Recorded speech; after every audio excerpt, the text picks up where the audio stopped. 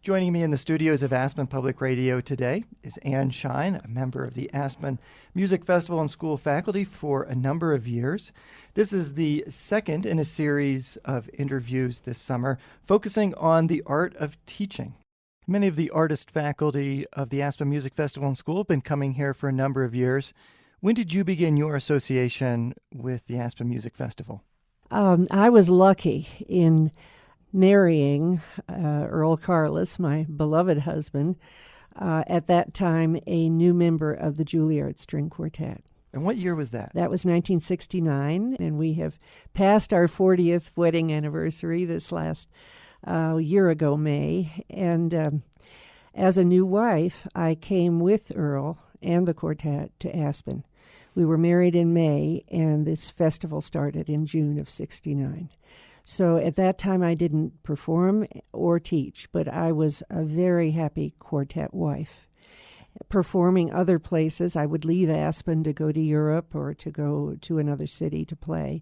But I reveled in being part of the quartet extended and to be exposed in such an unbelievable way as a pianist to that repertoire. Did you ever perform with the quartet here? No, and the policy pretty much all the way through their history is that wives stay away. As a growing artist myself, I still give them the total respectful credit of being my most advanced teachers in my artistic life. I didn't sit in on all rehearsals and hear all the concerts, but I absorbed the musicianship and the constant discovering of these four giant musicians into the music they were playing. And that influenced me in my teaching, in my playing, in my thinking, in my knowledge, in ways that are extraordinary. One of the most powerful influences on anybody's teaching style is whom they studied with. And in your case, it was a gentleman named Mieczysław Munz. Could you tell us about your teacher and your experiences as a student and how they affect your teaching today? My teacher was a very special artist. Mieczysław Munz was a great virtuoso, born in Krakow, Poland, the same as Joseph Hoffman. They were great friends, as was Rachmaninoff, a great friend, and a performer. He went to Berlin to study with Bozzoni and became his assistant. And that was a tradition that was brought to his teaching, but it was as a reluctant teacher. He came as a performer to the United States. And while he was on a concert tour in the United States in 1939, the Germans invaded his homeland, Poland. And more than 20 members of his family were wiped out, including parents, brother. And he was in the United States with 2 suitcases. And he had been, this long story of his very tragic life, really personal life. He had married the love of his life and lost that wife to Arthur Rubinstein. And then he had lost his family, he had lost his wife. And in the middle of a performance in the early 40s, he lost the use of his right arm. And so he had lost everything. And he was discovered on the street in New York on Broadway by a conductor, Reginald Stewart, with whom he had played over 20 times in Toronto. And Reginald Stewart took one look at him, and he was a completely destroyed human being, and brought him to Peabody Conservatory, where he had become director. And that's how he began his formal teaching reluctantly as a very damaged emotional person. But over the few years that he was there, he lived in New York and was commuting. He became, well, he was an extraordinary teacher, being such a performer himself. And when I came to him, I was 13. And he took me in the class and very soon decided that I should have the most rigorous training to put a foundation down, as he said, to last your performing life as long as possible. So I went through really something. He brought me to Mexico with my family, and I had a lesson a day for 6 to 8 hours. Practiced, repertoire, technique. It was every summer, every day. And I bit the piano when he left, but he was going to be back the next day at the same time. And this went on for several months, every summer for 3 years. And I was with him formally 5 years at Peabody as a special student. Meanwhile, going to my regular junior high and high school in Washington, doing both. And his plan was that I have the life similar to his life. His debut had been at 18 in Europe. And at 18, a recording engineer came to me from Cap Records and said he would like to have me record. And the tape of the third Rachmaninoff that I had played at Peabody was given to this engineer, and he said, I would like her to record right now because Mr. Cap is looking for 4 classical pianists. We have Roger Williams and we have Jane Morgan, and we now want classical piano on our recording company. Well, that was the beginning of my really exposed career. So to recap, you had a successful debut, age 18, in Mexico City, performing Rachmaninoff Third Concerto. You got married to Earl Carlos, and you were exposed to the wonderful world of quartets. We're learning from them. Had a very active solo career, and then in 1980 you began teaching at Peabody. How was it that you came to Peabody as a teacher at that point? Mieczysław Munz had several prominent students, including Walter Hautzik, born in Vienna, escaped Vienna to Israel, and then the United States. And he studied with Munz at Curtis. Munz also taught at Curtis and briefly in Cincinnati. But he was performing while he was teaching, so it wasn't a extended life of a teacher. And he was a reluctant teacher. But if he found someone who had a potential for a really major career, he would give his soul. And he gave his soul to Walter Hautzik, who was like a son to him. And when Reginald Stewart brought Munz to Peabody, Munz brought Walter to Peabody. And as the years went on, I don't need to go into the rest of Munz's life, which he became rather ill. He taught at Juilliard, had a sad end in 1976. But Walter continued to teach at Peabody, and he called me. He said, there's a part-time job available, and I think Munz would love you to come and teach. I said, but I've never been in a school before. He said, that doesn't matter. We have a wonderful director with whom you played the Tchaikovsky, Elliot Galkin, and our dean is Irving Lowens, who had pretty much raised me in Washington, D.C., writing for the Washington Star. He was dean. So I went for an interview. I said, I haven't had any formal teaching, but they knew me as a pianist. And they said, it doesn't matter. We would love you to come and have this part-time job. And that's how I started. What were your initial reactions to teaching that first year? I am joyfully going to share that with you because literally I had no clue.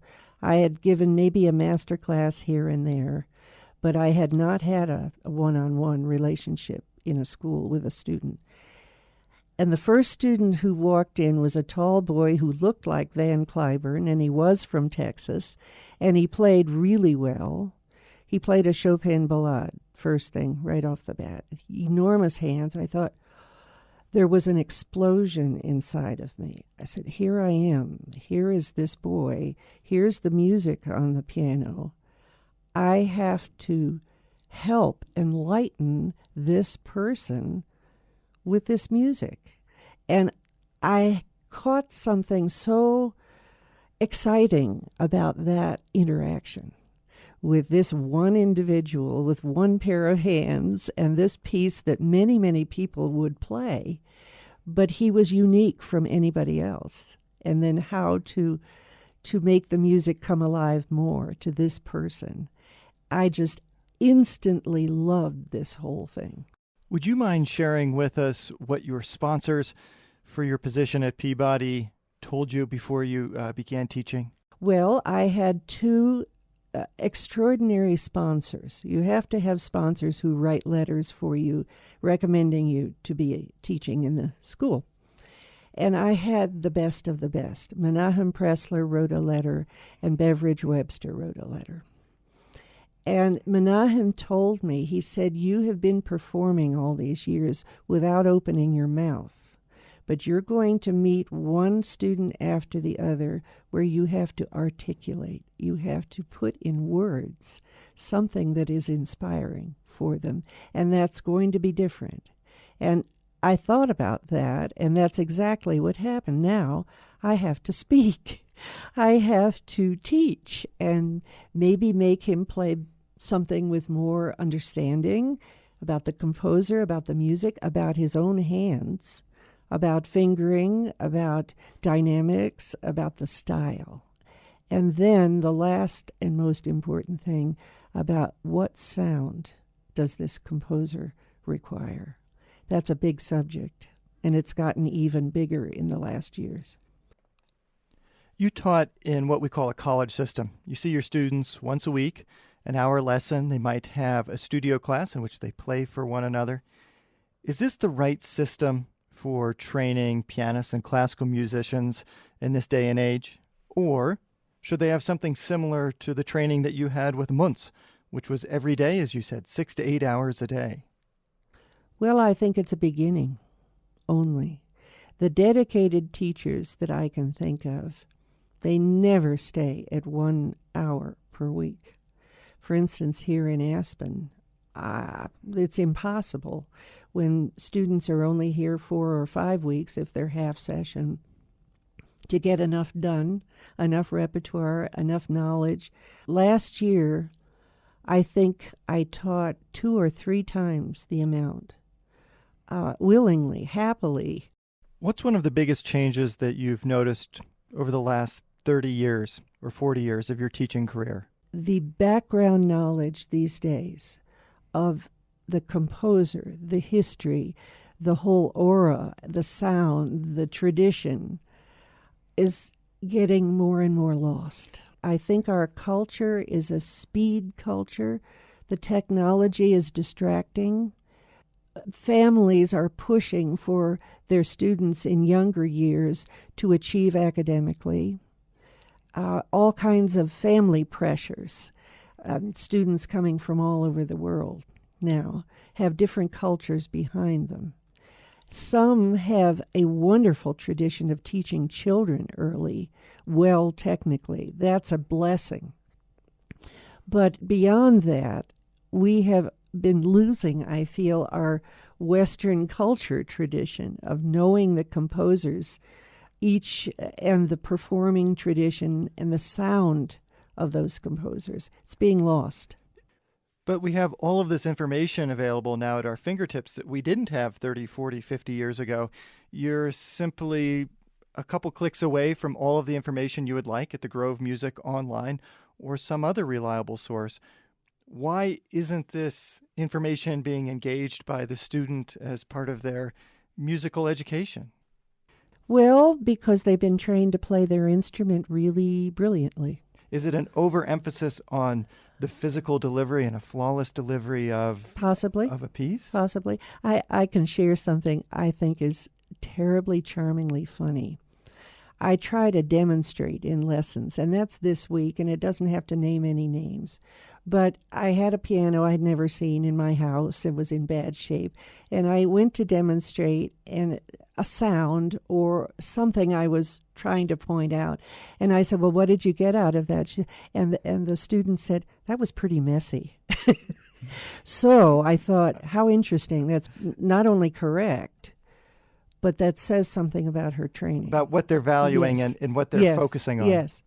And of course it developed, but that was the first reaction. How do you teach musicality? Well, we're performers, And I do believe in the fact that if you can say, go and hear Arthur Rubinstein play next week, it's the most valuable thing because we're communicating one-on-one to an audience, the music. We're performing communicators. The best is to say, go hear that person. Pick up. Recordings and videos, they're wonderful, but they're not live. And we've lost so many giants of our keyboard. It's just tragic that you can't say, go hear Rudolf Serkin play the Brahms B-flat. Go hear Rubinstein play this, and you'll hear that sound. If I'm not mistaken, you believe that sound plays two roles in piano, having an individual sound and also being able to create the sound of a particular composer or style. Could you speak about both of those? You have your own sound, which is part of the magic of a performer. We used to turn on a radio and say, oh, that's Rubinstein. No, that's Horowitz. Definitely had that different sound. Is that a thing of the past? I would say that's a terrible thing to say, yes, because everybody has their sound, but they have learned something or not learned something about a composer's voice.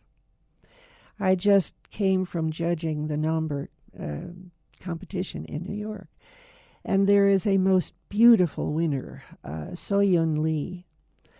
Every composer, she played a Bach French suite, she played a Shostakovich Prelude and Fugue, and Ravel La Valse.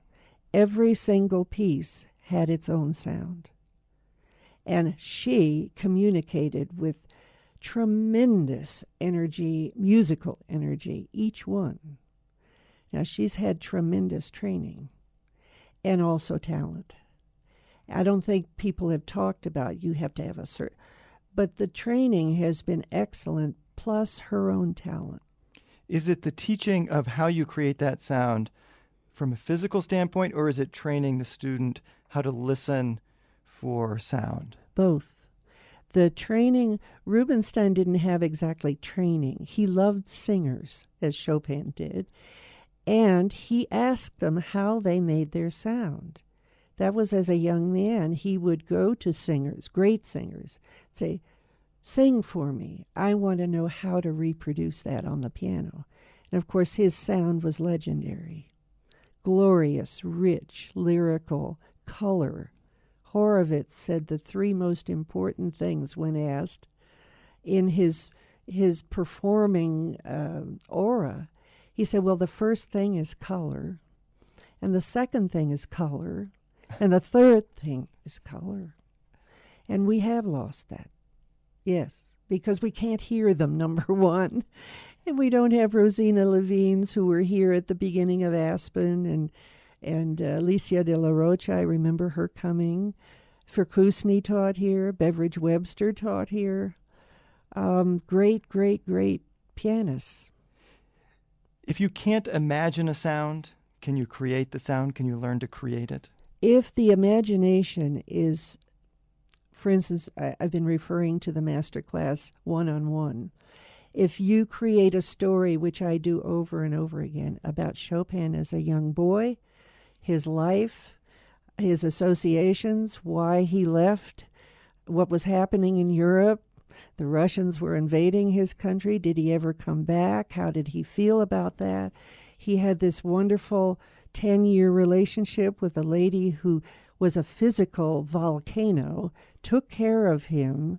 He wrote his great works in her home. I tell that story with great excitement. I said, good. If you haven't heard it, I get to tell you. Now play again. It is amazing the difference imagination and knowledge will make instantly.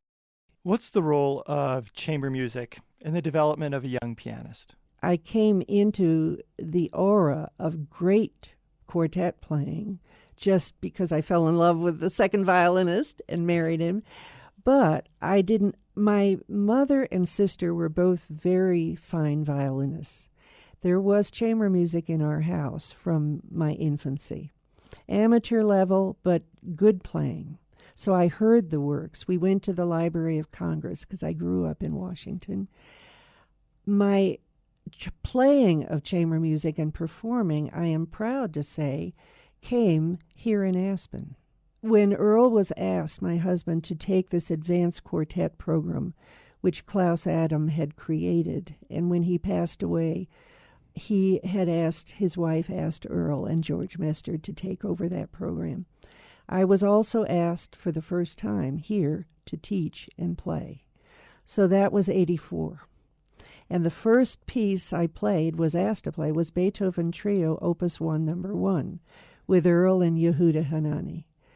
Well, that was the beginning of a great chamber music experience from that year to this year. And I also was asked to join the American Chamber Players in the 1980s. I was with them 5 years. And we played over 50, 60 works.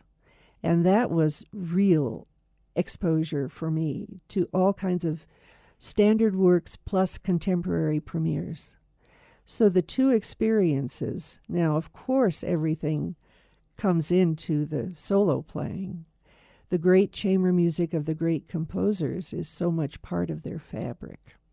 So I know that the program here is deepening and expanding because there's so many students, it's very hard to cover all of them. But there is tremendous work being done in the last 10 years here, more than ever, in serving each student with a good group and giving them the experience of the discipline of the chamber music. I often say this is like quartet writing, and some good quartet player would fuss over this phrase or how you articulate this forever until it's right. So 4 people or 5 people can play exactly together, and you have to have a teamwork and not take things personally and want to work on this music together. Your teaching career, which began in 1980 at Peabody through today, has paralleled some quantum leaps in the use of technology, the invention of technologies. How has that changed the field of teaching, and how has it changed the students that you teach? Distraction, lack of patience, work quickly, learn quickly, absorb quickly, play quickly. Not universally, because they're talented, real big talents. That doesn't always apply. Are you optimistic about the future of classical music? Yes, I am. We need it. And I think the talents are made by God, and they will keep coming. And it's our responsibility to receive that and pass it on. I went to China 2 years ago for the first time, and I did some teaching as well as performing. And I will never forget one 9-year-old child who played a Haydn concerto. And in that concerto, there was a cadenza. And she played it obediently, like the rest of the concerto, and there it was. But there was some sparks coming out of her in her playing. I said, would you like to make up another cadenza? Just make up what you feel. And she did. And the audience kind of gasped. I said, well, now that was beautiful. Would you like to make up another one? She did. And she had a smile that was as big as the map of China. She just was reveling in making up music like her concerto. It's not stopping. It's just coming out in hundreds, and the talent is overflowing worldwide, I think. Ann Schein, thank you for coming in and speaking about teaching and your wonderful career, and wishing you much continued success and joy in teaching and performing. Yes. Thank you so much. It was a privilege to be here.